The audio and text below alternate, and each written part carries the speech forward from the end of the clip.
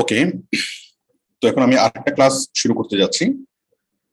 আমাদের ক্লাসটা হলো কিওয়ার্ড ম্যাচ, গুগল অ্যাডস এর কিওয়ার্ড ম্যাচ। সবাই কি আমাকে শুনতে পাচ্ছেন? ঠিক আছে, তো দেখুন কিওয়ার্ড ম্যাচ বিষয়টা কি।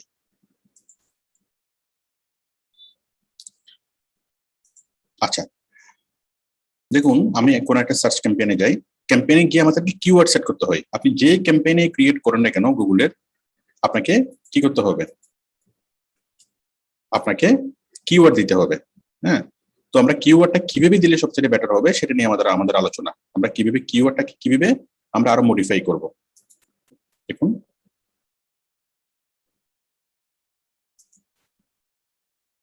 আমরা কিভাবে আমাদের কিওয়ার্ডটাকে মডিফাই করব।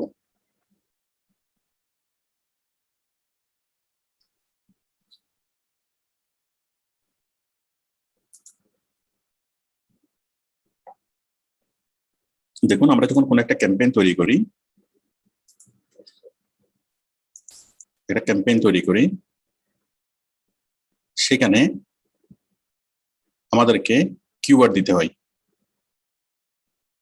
এই যে আমি যদি একটা ওয়েবসাইট ট্রাফিক ক্যাম্পেইন তৈরি করি, একটা সার্চ ক্যাম্পেইন তৈরি করি, এটা সার্চ ক্যাম্পেইন হোক বা যে ক্যাম্পেইনে হোক না কেন, আমাদেরকে আসলে কিওয়ার্ড দিতেই হয় প্রত্যেকটা ক্যাম্পেইনের মধ্যেই। তো দেখুন ক্যাম্পেইন ক্যাম্পেইন আমরা যখন এখানে গেলাম, এই যে এই স্টেপে এসে এই যে কিওয়ার্ডস, হ্যাঁ এই যে এটা কিওয়ার্ডের স্টেপ, আমি কিওয়ার্ডের স্টেপে আসলাম। এখানে দেখেন এই যে কিওয়ার্ডস, আমাদেরকে এখানে কিওয়ার্ড দিতে হয়। এন্টার কিওয়ার্ডস, এই যে এন্টার কিওয়ার্ডস, হ্যাঁ এই এন্টার কিওয়ার্ডস এর বক্সের মধ্যে আমরা আমাদের কিওয়ার্ড গুলা লিখে থাকি। আচ্ছা, এখন কথা হলো আমি এই কিওয়ার্ডের মধ্যে কিভাবে কোন কিওয়ার্ড লিখলে সেটা কিভাবে কাজ করবে। ওকে, কিওয়ার্ড কিভাবে কিওয়ার্ড সে ম্যাচ করবে। যেমন আমি যদি এখানে কিওয়ার্ড লিখে থাকি কার, হ্যাঁ আচ্ছা আমি এখান থেকে বুঝাই। যেমন আমি এখান থেকে যদি কিওয়ার্ড লিখি যদি কার, হ্যাঁ কোথায় আমি এখানে লিখলাম কার, কার শুধুমাত্র, হ্যাঁ তাহলে কি হবে, এটা ব্রড ম্যাচ হবে। ব্রড ম্যাচ মানে কি? ব্রড ম্যাচ মানে কি? ব্রড ম্যাচ, তাহলে যত জায়গায় সে কার শব্দটাকে পাবে সকল শব্দগুলোকে সে নিয়ে আসবে। কেউ সার্চ করলে ইয়েলো কার, সে আমার এই ওয়েবসাইট থেকে নিয়ে আসবে, আমাকে সে সার্চ রেজাল্ট দেখাবে, আমার অ্যাডসটাকে সে সার্চ রেজাল্ট দেখাবে।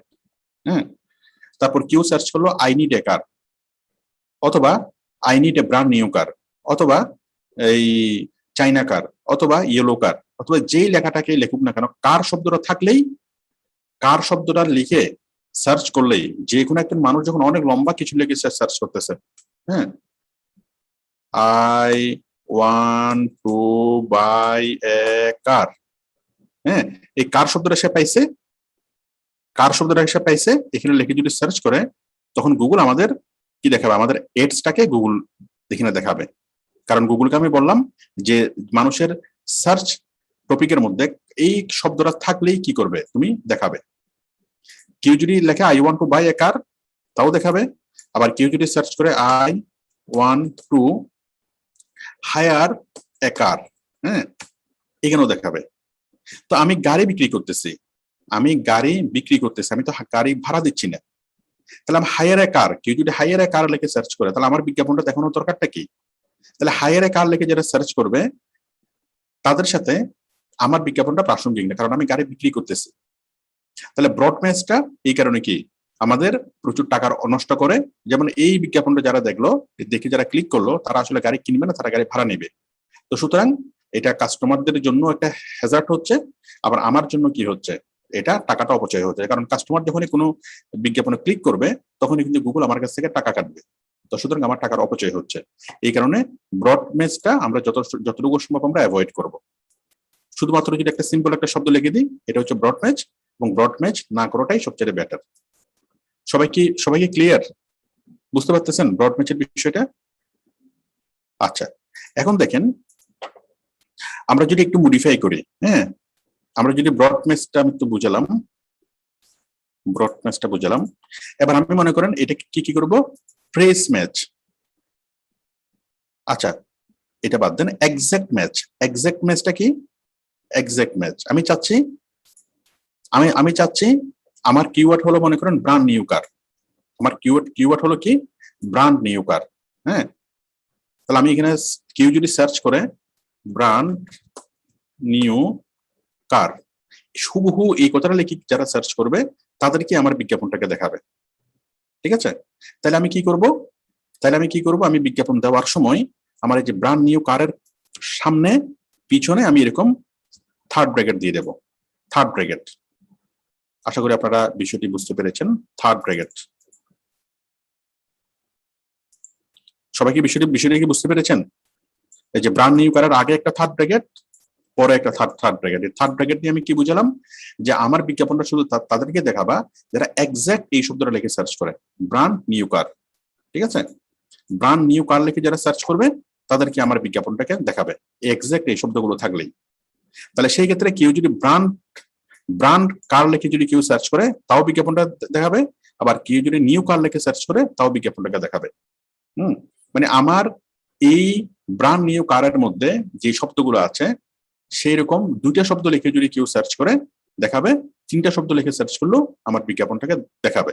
বাট এমন কিছু যদি লিখে সার্চ করা হয় যে মানে কেউ লেখলো আই নিড, হ্যাঁ, অথবা আই উইল বাই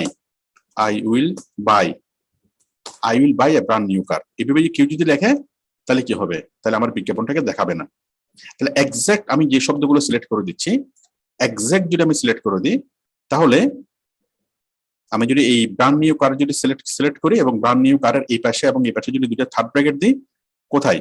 এই যে এখানে দেওয়ার সময় আমি যদি লিখি ব্র্যান্ড, এই যে থার্ড ব্র্যাকেট, ব্র্যান্ড নিউ কার, তাহলে কি হবে? এই থার্ড ব্র্যাকেটের মধ্যে থার্ড ব্র্যাকেটের মধ্যে যে লেখাগুলো আছে সেরকম একটা লেখা লিখে এই হুবহু এই লেখাটা লিখে যদি কেউ সার্চ করে তাহলে কি আমাদের ইয়াটাকে পেয়ে যাবে। তাহলে আমরা একটা দেখালাম ব্রড ম্যাচ, একটা হলো ব্রড ম্যাচ কার, তার মানে কার শব্দটা লিখে যে কোনো সার্চ টার্মের মধ্যে কার শব্দটা থাকলেই সে দেখাবে। আর এটা হলো যেমন কেউ লেখলো আই নিড এ কার, তাও এই রেজাল্টের মধ্যে আমাদের বিজ্ঞাপনটা দেখাবে। আই উইল বাই এ কার, তাও এই রেজাল্টের মধ্যে বিজ্ঞাপনটাকে দেখাবে যদি ব্রড ম্যাচ হয়। আর যদি এক্সাক্ট ম্যাচ হয় তাহলে আমি যেটা লিখে দিয়েছি সেটা, এটার আগে বা পরে অন্য কোনো একটা শব্দ লিখে যদি কেউ সার্চ করে তাহলে আমার বিজ্ঞাপনটা এপিয়ার হবে না। তাহলে একটা হচ্ছে ব্রড ম্যাচ, একটা হলো এক্সাক্ট ম্যাচ। এই দুটো জিনিস যদি বুঝে থাকেন তাহলে আমাদের কাছে বাকি জিনিসগুলো বুঝতে খুব সহজ হবে। সবাই বুঝতে পেরেছেন কিনা? ঠিক আছে, তাহলে একটা হচ্ছে ব্রড ম্যাচ আর একটা হচ্ছে এক্সাক্ট ম্যাচ। আচ্ছা, এরপর আমরা এক্সাক্ট ম্যাচটাকে আরেকটু মডারেট করি। দেখেন, আমি যদি লিখি ফ্রেজ ম্যাচটা কি? আমি যদি দুইটা ইনভার্টেড কমা দিয়ে দিই, হ্যাঁ, ব্র্যান্ড, আমি যদি দুই পাশে যদি ইনভার্টেড কমা দিয়ে দিই, এই যে ব্র্যান্ড নিউ কার, এটা দুই পাশে ইনভার্টেড কমা দিলাম, তাহলে কি হবে? কেউ যদি একটা সেন্টেন্সের মধ্যে, যেমন কেউ সার্চ করলো how to justify a brand new কার, এই যে ব্র্যান্ড নিউ কারটা আমার কিওয়ার্ড, কিন্তু এই কিওয়ার্ডটা লেখার আগে সে কি করলো? How to justify a brand new car, এভাবে করে সে একটা সেন্টেন্স মিলিয়ে লিখলো। অথবা I want to buy a brand new car, অথবা এই price, what is the price of a brand new car. হ্যাঁ, এই ব্র্যান্ড নিউর আগে, কারের আগে বা পরে যদি কোনো শব্দ সে লিখে যদি সার্চ করে তাহলে আমার বিজ্ঞাপনটাকে দেখাবে। এটা হচ্ছে ফ্রেজ ম্যাচ। মানে যখন কেউ গুগলে সার্চ করে তখন সে সাধারণত আগে বা পরে, কিওয়ার্ডের আগে বা পরে কোনো শব্দ যুক্ত করে। তাহলে আমরা যদি এখানে ইনভার্টেড কমা দিই, তার মানে কি হবে? আগে পরে কোনো শব্দ যুক্ত করে যারা করবে তাদেরকে দেখাবে। আর যদি আমরা থার্ড ব্র্যাকেট দিই তাহলে আগে পরে কোনো শব্দ যুক্ত করলে দেখাবে না। তো এটা হলো বেস্ট প্র্যাকটিস। আমরা সবসময় ইনভার্টেড কমাওয়ালা এটাই কি ব্যবহার করব। এটা ব্যবহার করলে আমরা কি একটা, কারণ কাস্টমার যখন সার্চ করবে তখন তো কাস্টমার এইভাবেই সার্চ করবে, আগে পরে কোনো কিছু শব্দ লিখে। আর ক্ষেত্র বিশেষে কিছু প্রোডাক্টের ক্ষেত্রে একদম এক্সাক্ট ম্যাচটা করতে হয়, এক্সাক্ট ম্যাচ। ঠিক আছে, তো দেখুন আমি যদি এখানে দিই এই ব্র্যান্ড নিউ কার, তার মানে কি হবে? কেউ যদি লেখে I want to buy a brand new car, তাকেও আমার বিজ্ঞাপনটা দেখাবে। কেউ যদি লেখে how to drive a brand new car, তাকেও বিজ্ঞাপনটা দেখাবে। ওই ব্র্যান্ড নিউ কার শব্দটা থাকলেই হবে, আগে পরে কোনো ম্যাচ থাকলেও কোনো সমস্যা নেই। ঠিক আছে, মানে এই পুরো শব্দটা কিন্তু থাকতে হবে। কেউ যদি সার্চ করে আই ওয়ান্ট টু বাই এ কার, তাহলে কিন্তু দেখাবে না। হ্যাঁ, শুধু কার শব্দটা থাকলেই হবে না, তিনটা শব্দ থাকতে হবে। যে সার্চ করবে তাকে একটা লম্বা সেন্টেন্স লিখে সার্চ করতে হবে এবং সেই লম্বা সেন্টেন্সের মধ্যে আগে পরে এই তিনটা শব্দই থাকতে হবে। ঠিক আছে, তাহলে বিজ্ঞাপনটা দেখাবে। এটা হলো কি ম্যাচ, এটা হলো প্রেস ম্যাচ। ওকে, একটা হলো মডিফায়ার। মডিফায়ারটা কি, একটা প্লাস যুক্ত করা, শুরুতে প্লাস যুক্ত করা। তাহলে আমি যদি এখানে লিখি প্লাস কার, তার মানে কি, তার মানে হলো যেমন আমি কেউ যদি ইয়েলো কার লিখে সার্চ করে, ইয়েলোর জায়গায় আপনি যে কোনো একটা ওয়ার্ড চিন্তা করেন। হ্যাঁ, যে কোনো একটা ওয়ার্ডের শেষে কার লিখে সার্চ করলেই আমার বিজ্ঞাপনটাকে দেখাবে। কেউ বললো কি ইয়েলো কার, কেউ লাগলো রেড কার, কেউ লাগলো চাইনা কার, হ্যাঁ, কেউ লাগলো বাংলাদেশি কার, ওকে, কেউ লাগলো প্রাইস অফ কার। তাহলে যে কোনো শব্দ লিখে যদি সার্চ করা হয়, কার শব্দটা থাকলেই এখানে একটা শব্দ প্লাস এখানে কার শব্দটা দেখলে আমার বিজ্ঞাপনটাকে দেখাবে। এটা হচ্ছে মডিফায়ার। ওকে, মানে আমি আমার এক্সাক্ট না লিখে আমি কি করতেছি, একটু আরো একটা শব্দ, যে কোনো একটা শব্দ, যেমন চাইনা কার লিখে কেউ সার্চ করলে আসবে, ইয়েলো কার লিখে কেউ সার্চ করলে আমার বিজ্ঞাপনটাকে দেখাবে, মডিফায়ার। আশা করি এটা বুঝতে পেরেছেন। তারপর হচ্ছে নেগেটিভ কিওয়ার্ডস। এটা খুবই মজার একটা জিনিস, নেগেটিভ কিওয়ার্ডস। তো আমি তো গাড়ি বিক্রি করতেছি, তাই না, আমি তো ব্র্যান্ড নিউ কার বিক্রি করতেছি। হ্যাঁ, তাহলে আমি নেগেটিভ কিওয়ার্ডস হিসেবে রাখি হায়ার কার, তাই না, অথবা ড্রাইভিং কার, ড্রাইভিং ড্রাইভিং কার। তাহলে আমি কোনো ড্রাইভ শিখাচ্ছিও না, আবার আমি গাড়ি ভাড়াও দিচ্ছি না, তাই না। অথবা রেন্ট এ কার।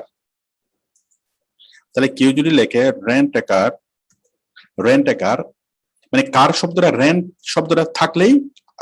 কার শব্দটা থাকলেই আমার বিজ্ঞাপনটাকে দেখাবে না। এক্সক্লুড করলাম আমি মাইনাস শব্দটা দিয়ে, এক্সক্লুড।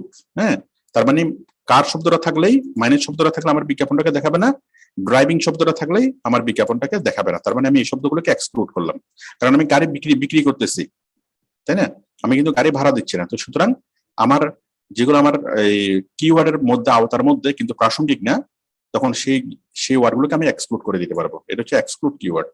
ওকে, এক্সক্লুড কিওয়ার্ড। এটা খুব ছোট্ট একটা টার্ম ছিল। তো আশা করি আপনারা বিষয়টি বুঝতে পেরেছেন।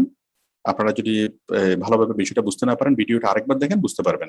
তাহলে আমরা কয়েকটা টার্ম নিয়ে আলোচনা করলাম, কিওয়ার্ডের টার্ম নিয়ে। একটা হচ্ছে broad match, modifier, phrase match, exact match এবং নেগেটিভ কিওয়ার্ডস। আশা করি আপনারা এটা করতে পারবেন। ক্লাসটা এখানেই শেষ। একদম সহজ না?